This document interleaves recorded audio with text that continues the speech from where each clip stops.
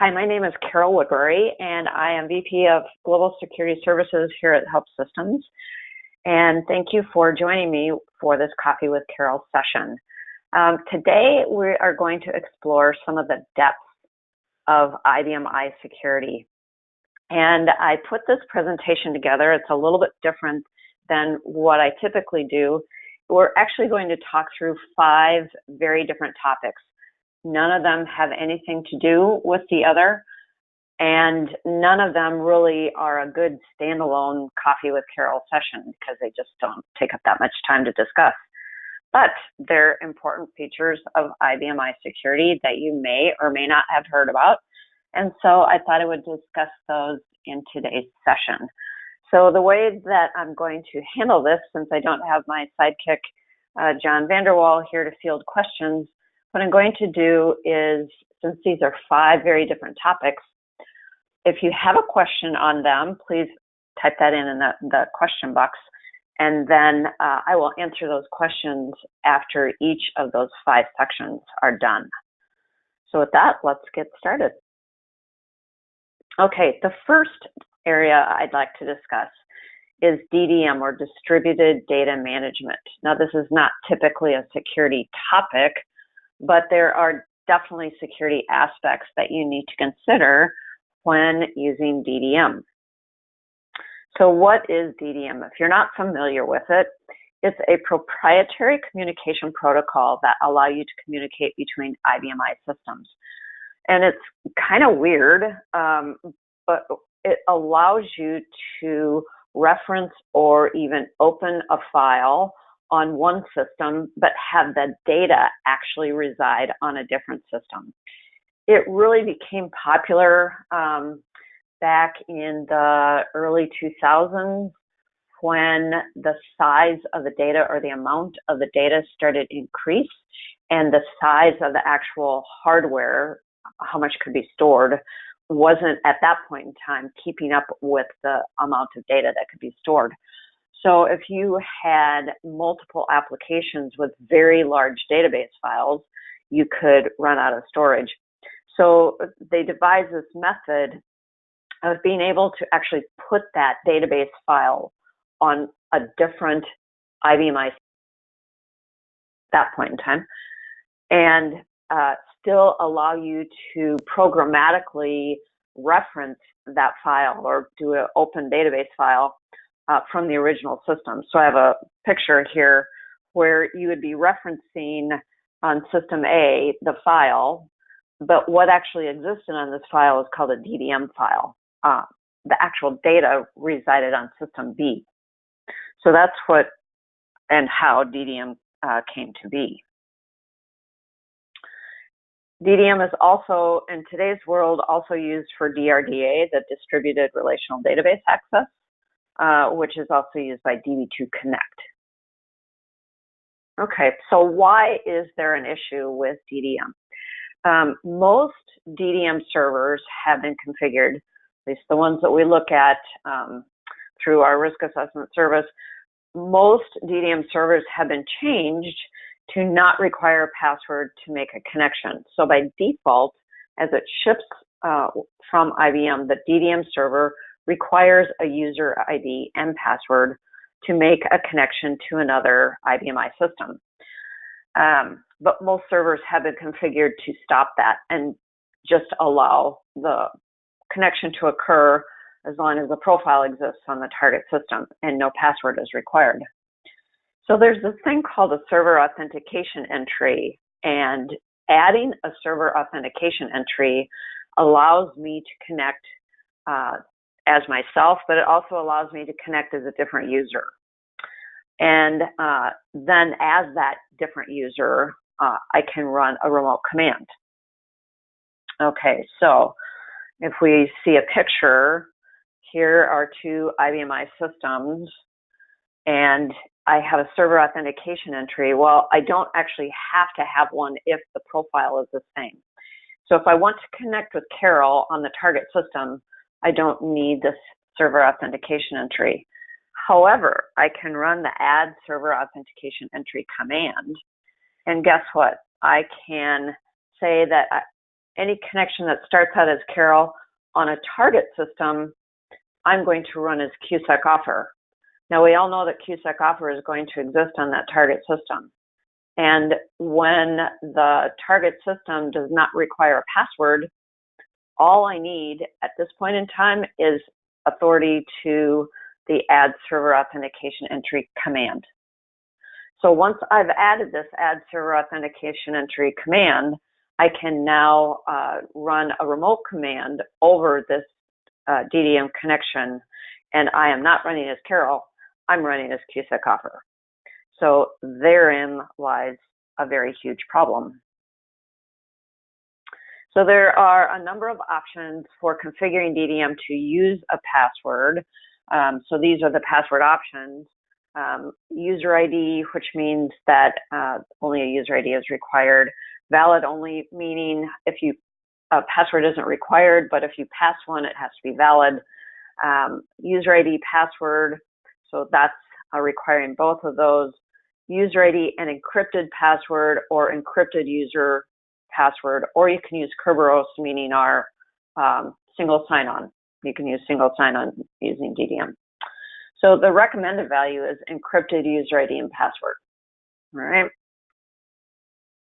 Now the challenge, if you are going to require a password, is that there are some systems that have applications that are using a DDM file on a target system, and every user on the system runs that application.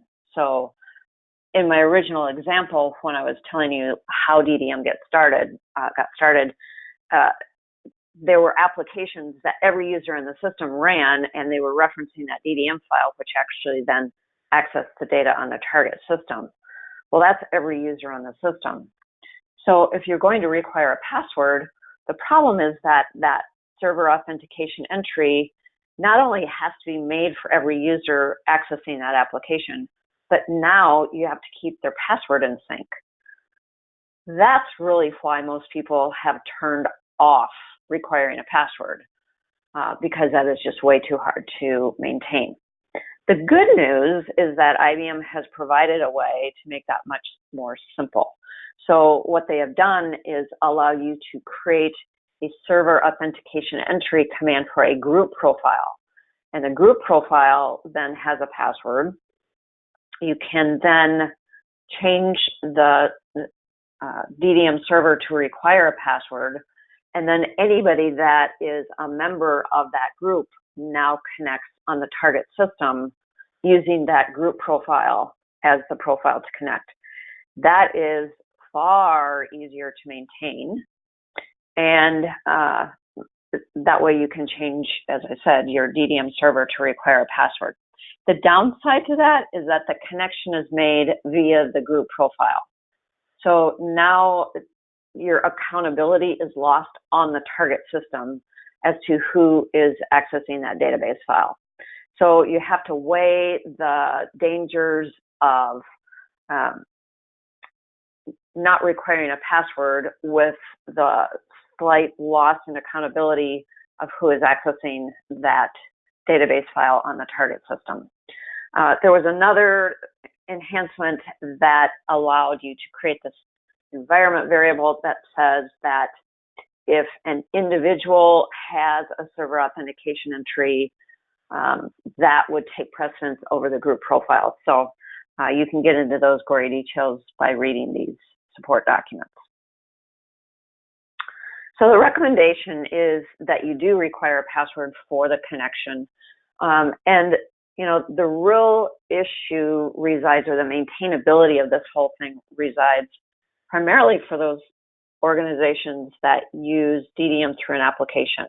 But a lot of people don't use DDM that way.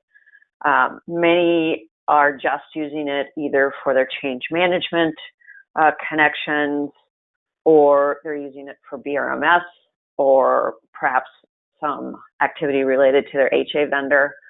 So a lot of systems are not using DDM much at all, and so it's much easier for them to turn that configuration to require a password. What you'll want to do is make sure you understand what those DDM connections are prior to requiring the password.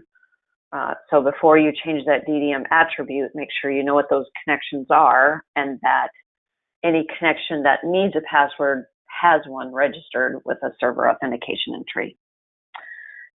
If you are not going to require a password, or even if you are, you may consider securing that add server authentication entry command.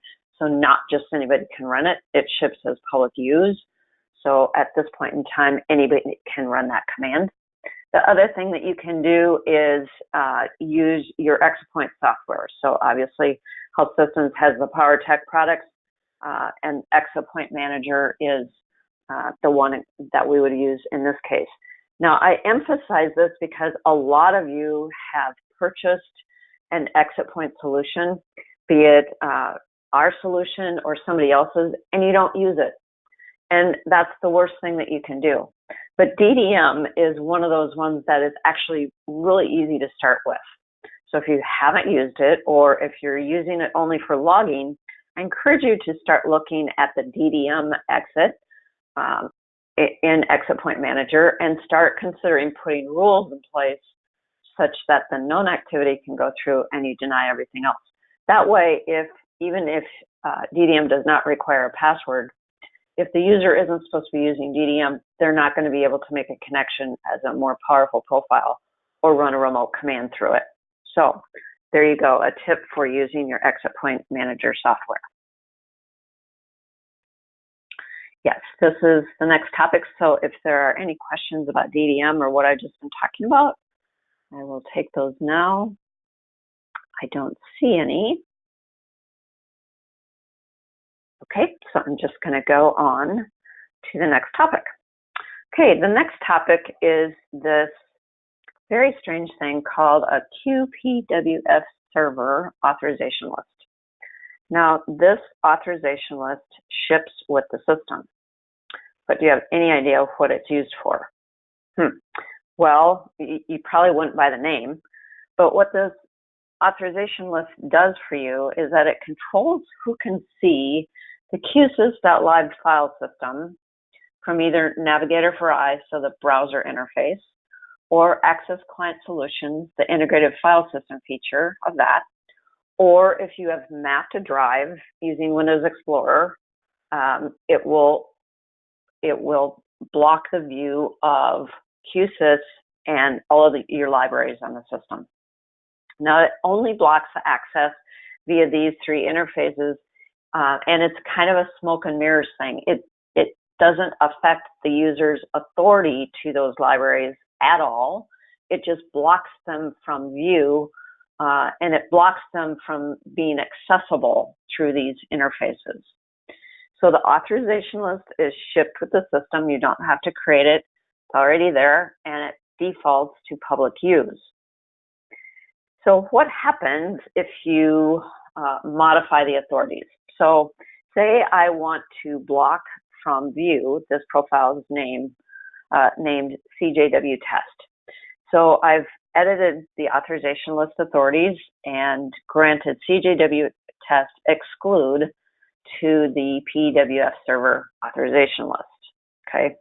Oh, and one hint, this view of edit authorization list, it would be the same thing for edit object authority.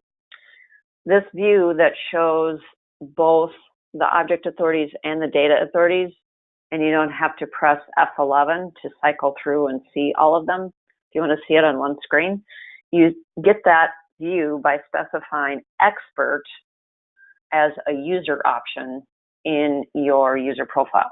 Now, it affects more than just edit list and edit object authority, but you might want to play around with it and just see if this is the view that you want to use. All right, that was a bonus tip, by the way.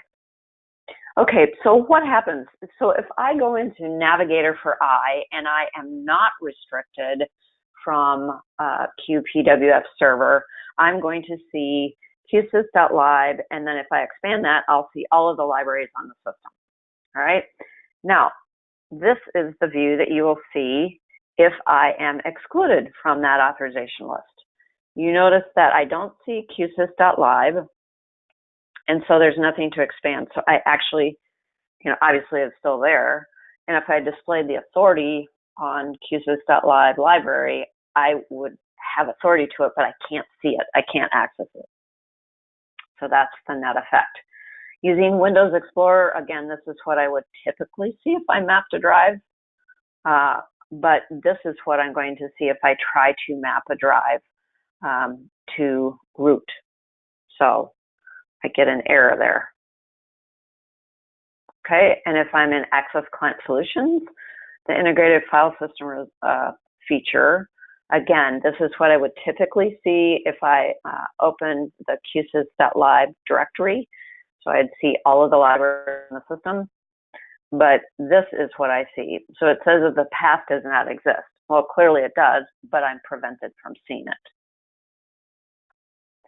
So why would you want to use this? Well, if object level security hasn't been implemented, then this helps with the accidental deletion of objects. So if you have a very wide open setting on your libraries and the objects in those libraries, I've actually had people call up and say that they have mapped a drive to the IFS, gone into the libraries, and dragged and dropped it to their trash bin. So if they can't get to the libraries, if they can't get to QSYS.LIB, that can't happen. It also helps prevent QSYS.LIB from being affected by malware because, and we've tested this, again, back a few screens, if I tried to map a drive and tried to access QSYS.LIB through that mapped drive, I couldn't get there. So if a workstation is affected by malware, then it would not be able, and the user that was connected at the time was not authorized to the QPWF server authorization list, then QSYS.LIB wouldn't be affected. Obviously, users with all object can still access QSYS.LIB regardless because they will, by default, have authority to that QPWF server authorization list. All right, so the caution is this is a good and bad thing. If the user is supposed to be able to map a drive and the share is sharing an object in a library or a specific library, if they are not authorized to that QPWF server authorization list, that user will not be able to use that file share. So that's the good and the bad of that. Okay, next topic, but I think I have a question here. Let's see what that is. Did you change public user or QSYS user in the authorization list? And that, I think did you change public user or QSYS user in the authorization list? QSYS is the owner of that authorization list. So let me back up here.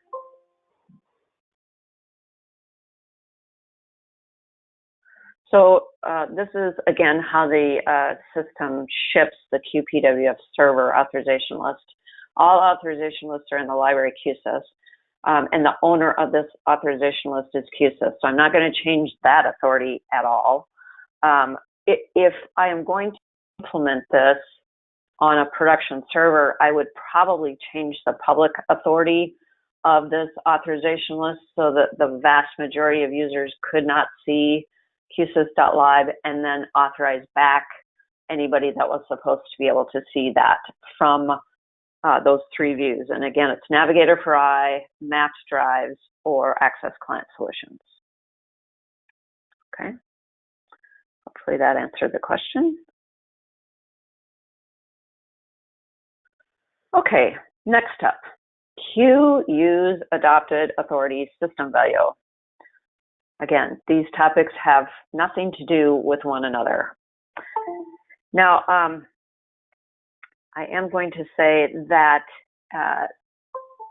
both the QPWF server authorization list and the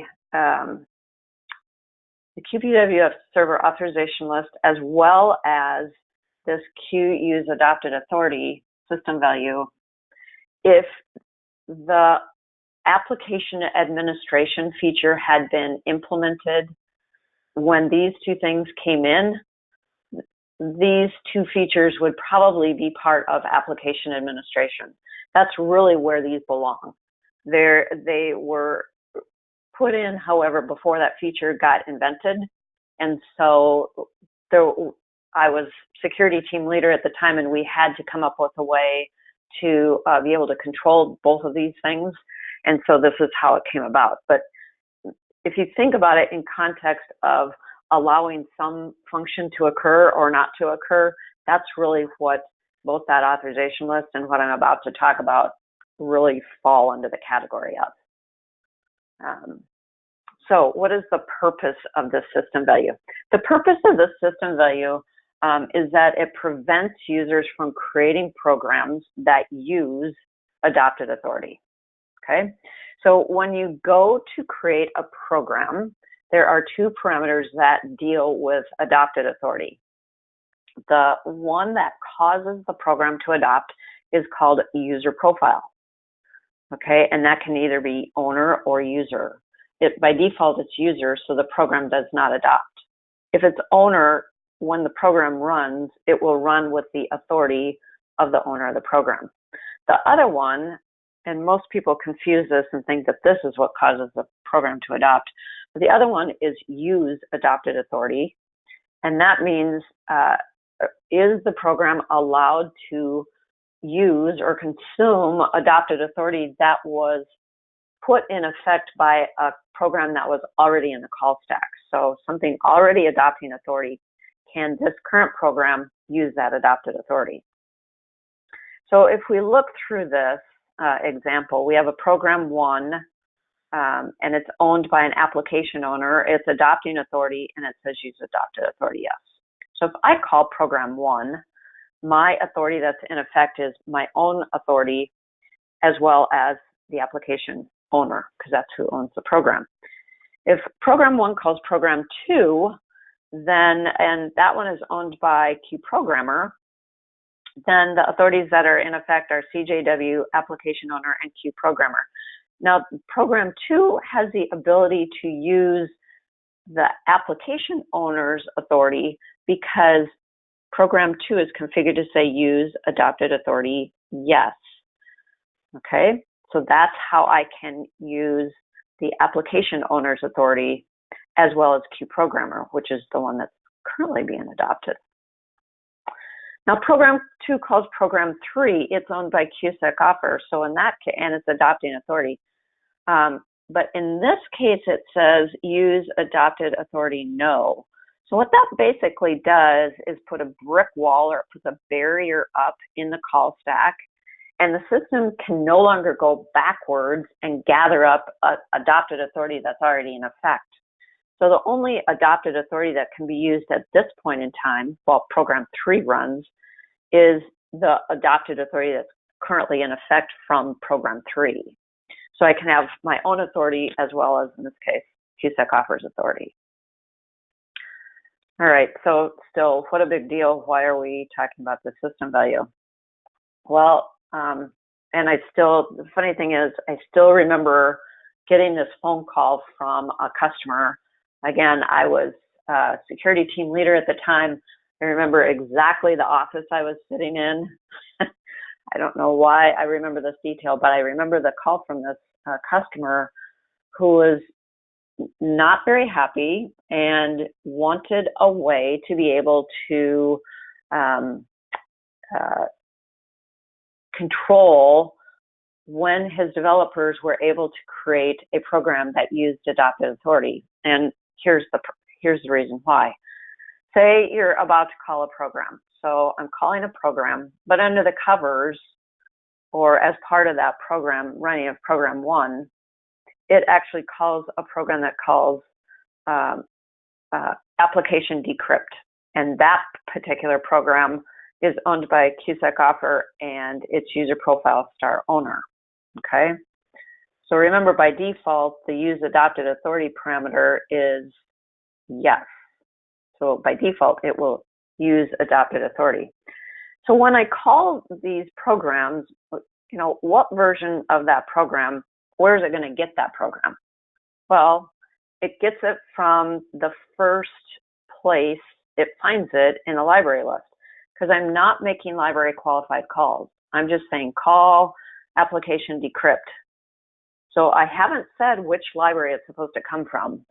So it's going to come from something in the library list.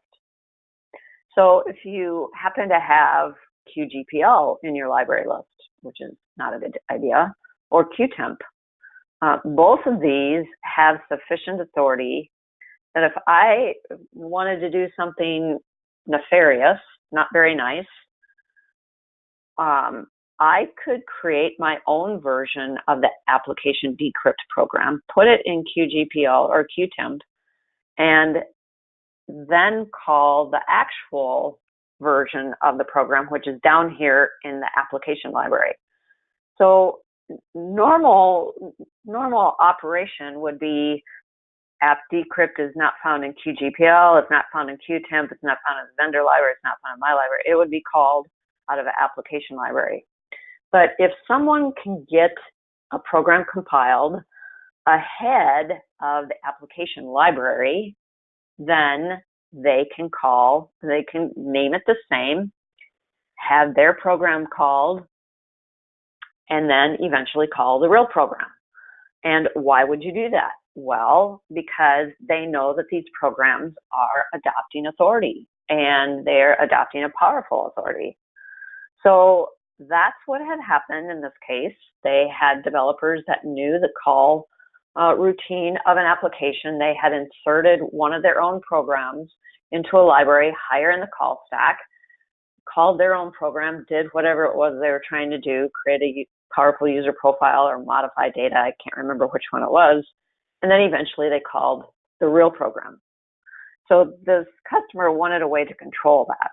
So that's how this system value came into being. So the recommended way to resolve this is to, when you're coding a program, an application, make library qualified calls. In other words, make sure you're calling the programs out of the library that you intend to have it called out of.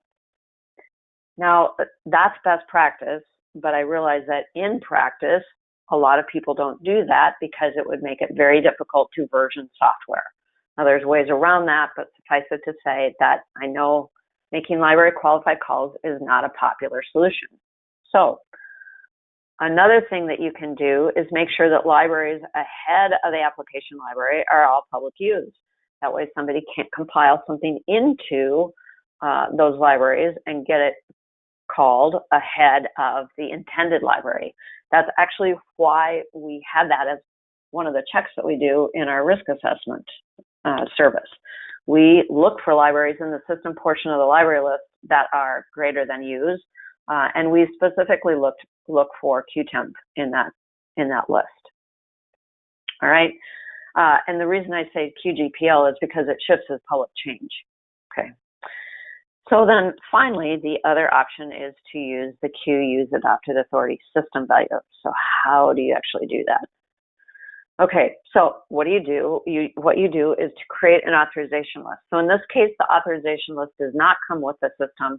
You need to create it. It can be called anything. You don't have to call it QUSE adopted authority, but you might as well, because then you'll have a better idea of what it's used for when you go to work with all of your authorization lists.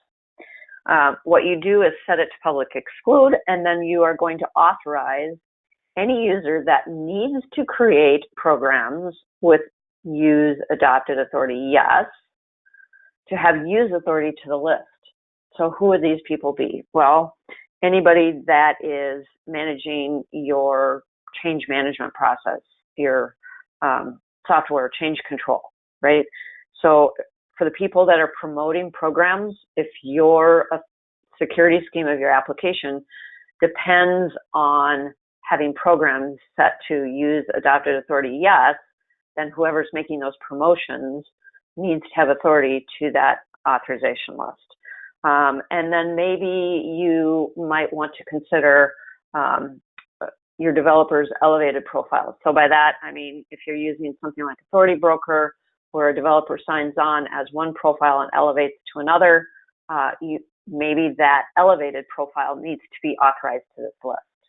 Okay, whoever needs to create a program that is set to use adopted authority yes must be authorized to this list. Then you name the authorization list in the system value. So the result is that even if somebody goes to compile a program, even if they very specifically denote it to say use adopted authority yes, even if they specify that, unless they have authority to the authorization list, it's going to be created with use adopted authority no. So if we go back to the situation where we had this situation where somebody got their own program created by the same name, so they called it app decrypt, and maybe they put it in QGPL in this case. If their program was called, it would not be able to use the adopted authority from the previously invoked program. So they would be back to running with their own authorities. So that's the reason to use it. All right. So you will want to plan this out. This is something that in our security remediation, our professional security services team, we don't use this very often. I've used it a few times, and it's been in a situation where production is extremely tightly controlled, and they wanted no method of getting programs compiled with use adopted authority yes, except by certain individuals. So in a very tightly controlled environment, this is one of those extra layer of defense that you can put on to protect your environment. Okay, questions up to this time? All right, now you know why I was saying that we're going to explore the depths of IBM security, because these are topics that we often, if rarely, ever talk about. All right, so one which you may find a little bit more practical, and one which you may want to use especially before you upgrade to v7.r4, and that's finding which protocols are in use. Okay, so why do we care what protocols are in use? Well, there are concerns these days about encrypted sessions and which protocol you're using, because certain protocols, very specifically the SSL protocols, have been found to be vulnerable, and they have been exploited, and so you don't want to be using those. So up until v7.r4, the QSYS.LIB, that's the protocol, the system value that lists out all the protocols that are available. Up until v7.r4, that system value by default contained protocols that are considered to be weak and have vulnerabilities. And so even now, even if you're not at v7.r4, I would encourage you to be moving toward the protocols that are strong protocols. The other reason we care about what protocols are in use right now is because by default, the protocols that are available vary by release. And as I said, until v7.r4, they contain weak protocols. But guess what? When you upgrade to v7.r4, the protocols are both strong, but if you are still back using the old protocols, things are going to break. So you will want to make sure that you understand what you're using now before you upgrade. So let's take a look. Here are the protocols by release. So TLS 1.2 and 1.3 are what are considered to be strong protocols. All right, those are the ones that are approved by things like the PCI DSS, Payment Card Industry Data Security Standard. So if we take a look,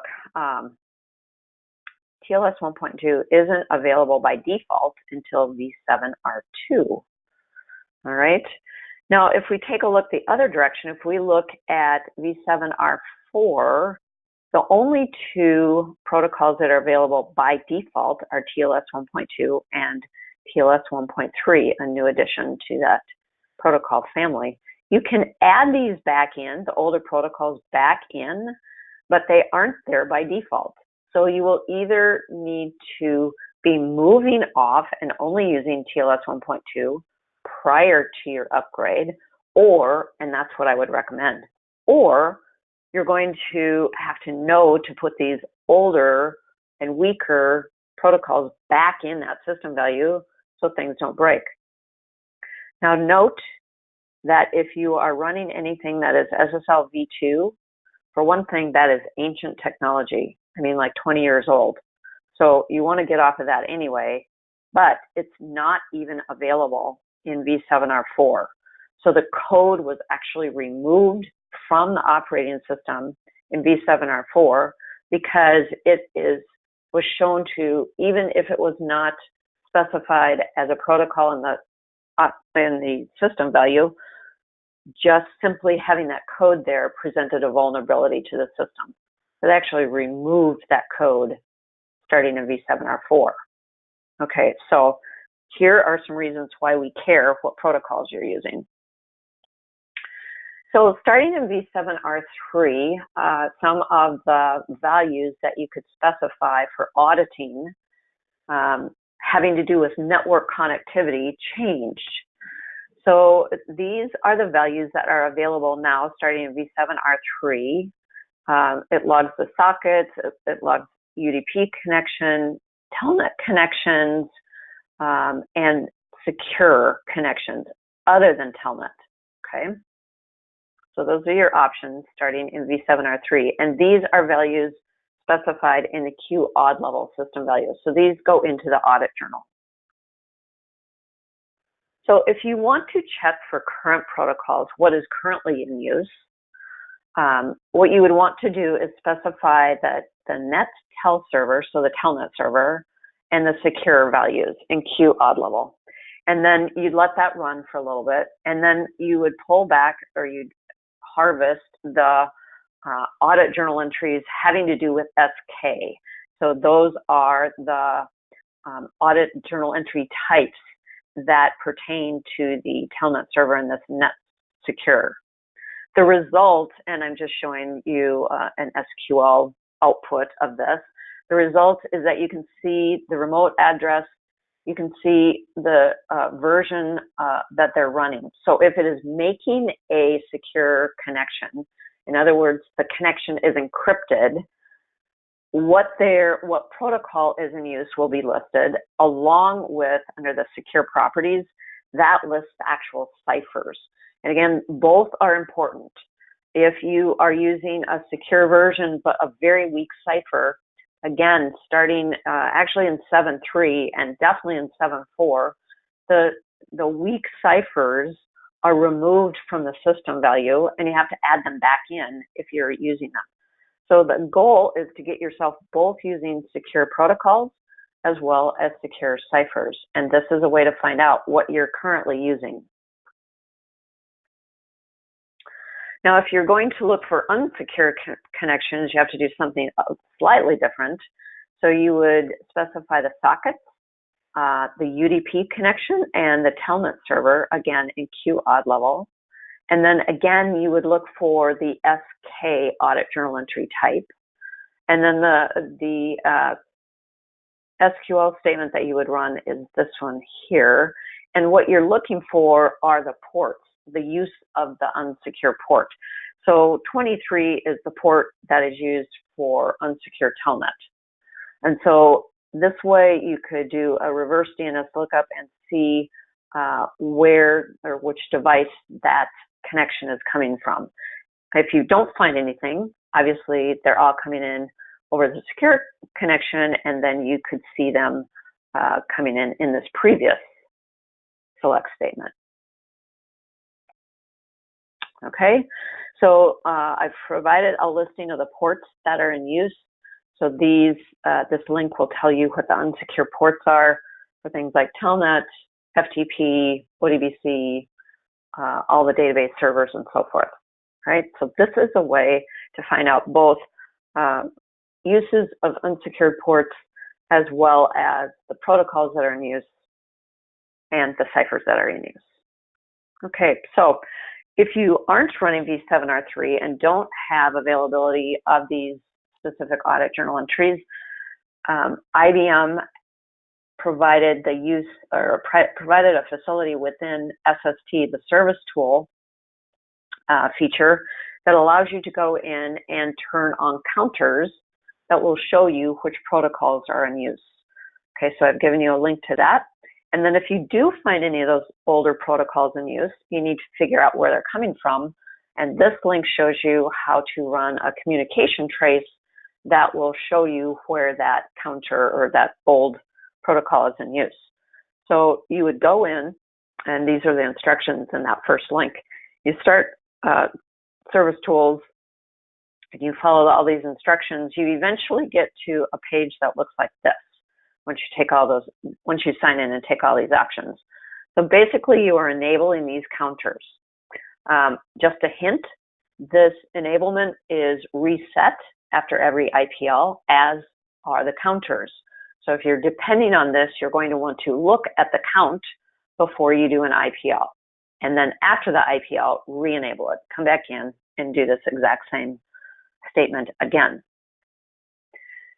So to display the count, you just run a slightly different command, and this will come up and show you the number of connections. So you can see on the system I'm running on, we have only TLS 1.2 connections.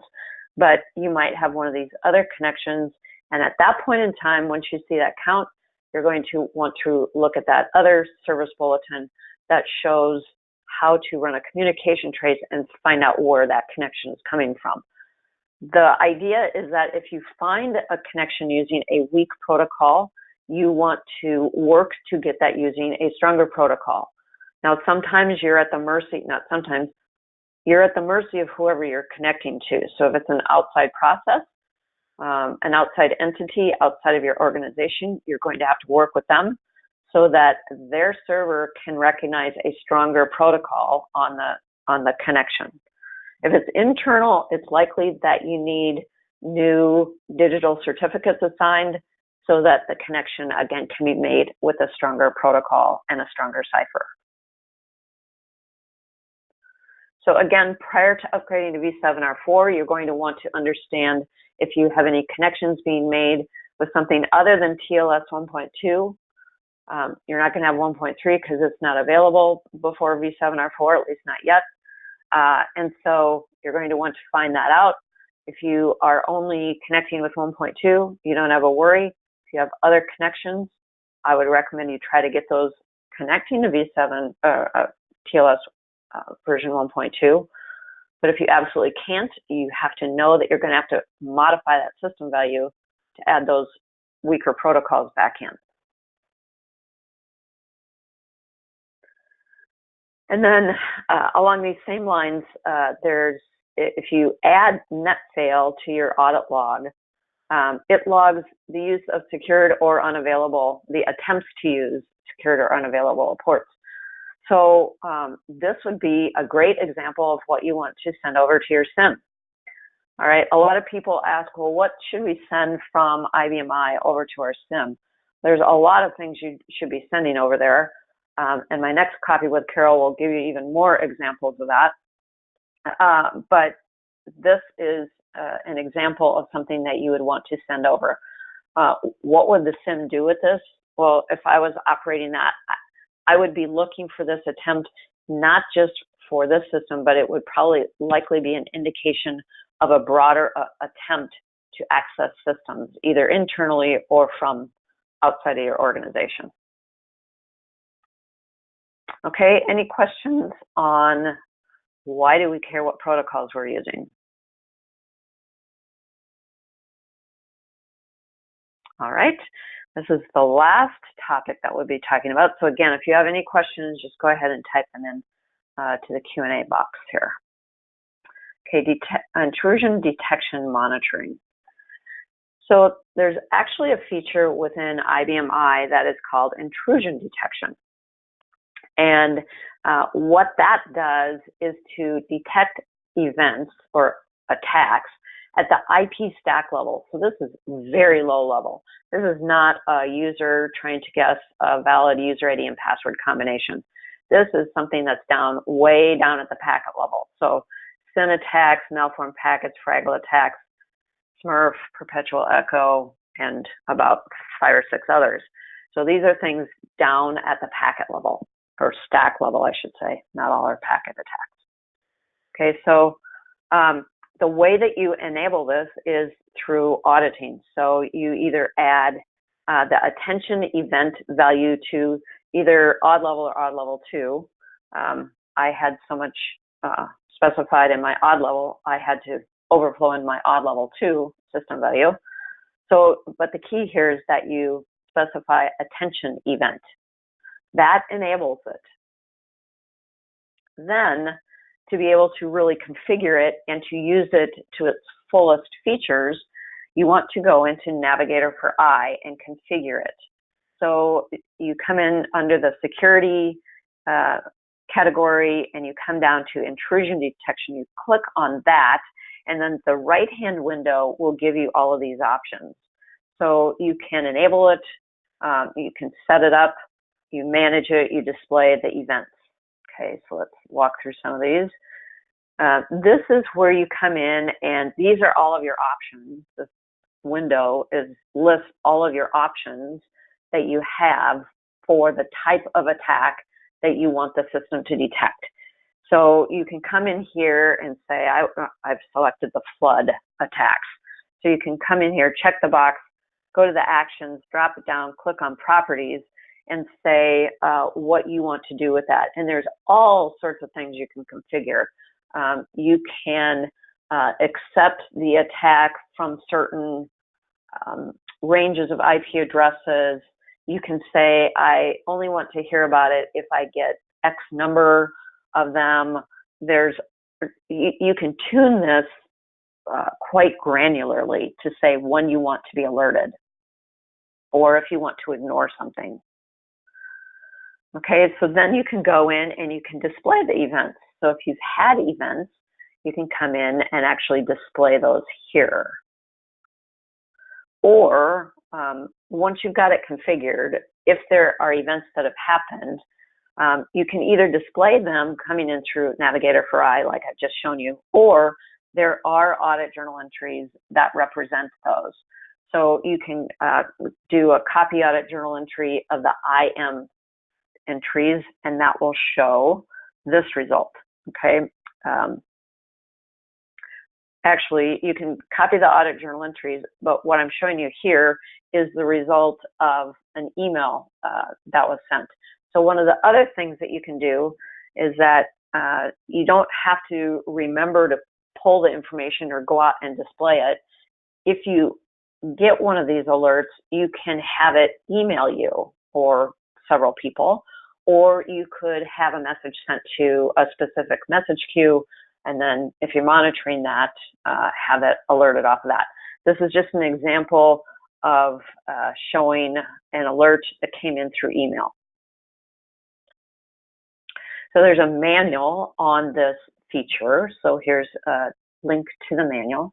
And it's also talked about briefly in Chapter 9 of the Security Reference Manual, and Appendix F shows the out file that's created as a result. Let me go back one second. So where do we use, or where do I see the intrusion detection feature used? Again, this is information to me that should be sent to a SIM, because it shows more of a broad attack. It's going to be rare that somebody or something like a bot would come after a specific IBM I system. It's typically a characteristic of a broader attack. So this would be information that could feed into your SIM that would be an indication of a broader attack throughout your organization. Now, interestingly enough, I've enabled this on our system just to see what it would do, and there are definitely false positives that you get. So there's some tuning that you would want to get down so that you only are alerted when something actually goes on. We've actually detected the presence of malware when I've seen this enabled. And has a definite characteristic, so that I don't think you'd have any possibility of tuning that out or omitting something such that you wouldn't detect that malware, because the malware typically comes in a very specific pattern. So I have started to recommend that our clients turn this on, if for no other reason than to detect malware quickly. So it does it by alerting in a specific pattern and through a specific type of alert. Okay, any questions there?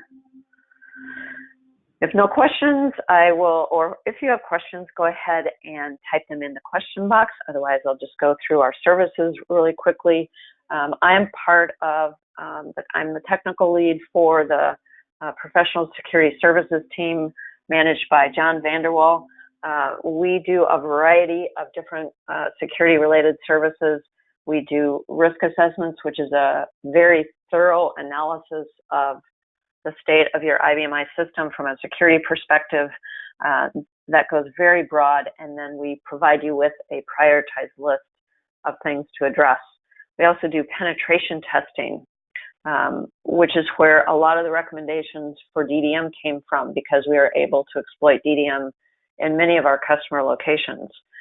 We do architecture weeks, so if you get a risk assessment and have questions and want us to help you and provide you with even more detailed list of how to address those issues, we can do an architecture week. And then if you need some expertise as you roll out those changes, we can help you with your remediation. We have two services that are perpetual services, and one is a managed service that allows you to get reports every month of the security changes on your system. And then we have a single sign-on, which helps you get up and running with single sign-on on IBMI, which uses Kerberos. And then it helps you maintain your configuration going forward with that. So when users leave the organization or come onto the organization. And together with our services, we also have a broad range of products. I talked quite a bit about getting information out of the audit journal today. That can be much more automated and easy to do with our compliance monitor product. And yes, I got the right name for that. And then I also talked about sending things to a SIM. That is much easier done with the SIM agent for IBMI. Talked about Authority Broker, which allows you to elevate your privileges and so forth. So we have quite a few offerings from a software perspective that can help you put on your multiple layers of defense and really provide a robust security scheme for your organization. All right, so let me just check to see if there's any more questions coming in. I realize that this is a different type of session. So pop that out and see if there's any more. Does user provisioning manage access across multiple IBMI partitions? I believe that that's a question referencing our product. Let me go backwards and see if that's where that would have come from. I believe it does. The user provision, identity manager for IBMI. Okay, so I believe that that does. I will make sure that that question gets answered by someone that has more familiarity with that product for you and get that answer back to you. Any other questions?